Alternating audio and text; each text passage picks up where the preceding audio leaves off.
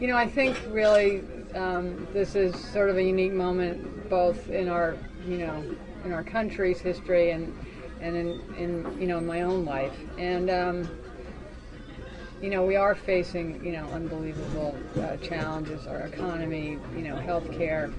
People are losing their jobs here in New York, obviously. Particularly, families are hurting. Education is tough, and so. And for me, I've grown up here. I've lived here all my life. I love New York, and and going into politics is something that people have asked me about forever. Even when I first just thought it in my own mind, I got, people come up to me on the street, on the subway, just this morning, walking over here on the subway, and, they're like, go for it, we're rooting for you. Somebody dropped off 200 signs at my husband's office 2 weeks ago.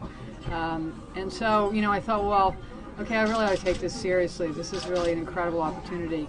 And there are issues that I really care about that are going to come up now. I come into this thinking I'd have to work twice as hard as anybody else. And nobody's entitled to anything. It's certainly not me. And there are many qualified people in this. And so, I am an unconventional choice. I understand that. I haven't pursued the traditional path. But I think that in our public life today, we're starting to see that there are many ways into public life and public service, and it's not as all our institutions are less hierarchical than they used to be. And so I think that I bring my life experience to this, and that includes being a mother.